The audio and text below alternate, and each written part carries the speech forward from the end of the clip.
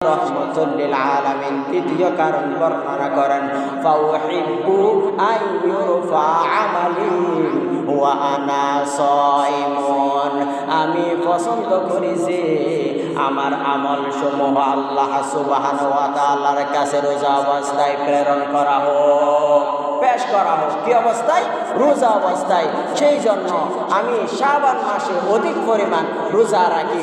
রোজা রাখার কারণ দুইটি। একটি হলো এই মাস থেকে সবাই উদাসীন, দ্বিতীয় কারণ হলো এই মাসে আল্লাহ সুবহানাহু ওয়া তাআলার কাছে ফেরেশতারা আমল সমূহ পেশ করবেন।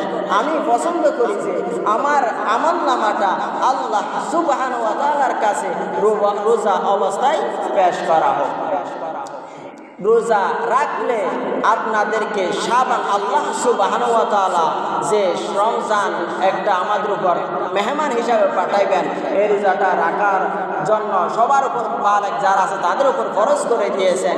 কিন্তু এর আগে পরে কিছু নফল রোজার বিধান আছে। কারণ কি?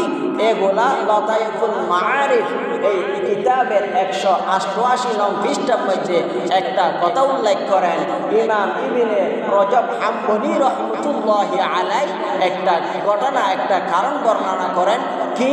রমজান মাস যেরকম রোজা রাখা রমজান মাসের ফরজ, ইমাম ইবনে রজব হাম্বলি রহমাতুল্লাহি আলাইহি লতাইফুল মাআরিফের 188 নং পৃষ্ঠার মধ্যে বলেন ফরজ নামাজের যে রকম ভাবে ফরজ নামাজের আগে পরে সুন্নত আছে।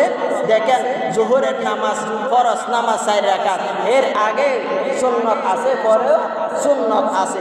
তদ্রূপ ভাবে ইমাম ইবনে রজব হাম্বলি রহমাতুল্লাহি আলাইহি উনি বলতেছেন যে রমজানের রোজা ফরজ, এর আগেও শাবান মাসেও রোজা আছে এবং শাওয়াল মাসেও রোজা আছে।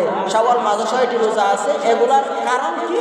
ওদের মূল ইবাদতের, এগুলার কারণ হলো মূল ইবাদতের পরিপূরক হিসাব, অর্থাৎ যে মূল ইবাদতের যে ঘাটতিগুলা হবে, যে ঘাটতি হবে এগুলা নফল এবং সুন্নত ইবাদত দ্বারা পরিপূরণ করে দিবেন।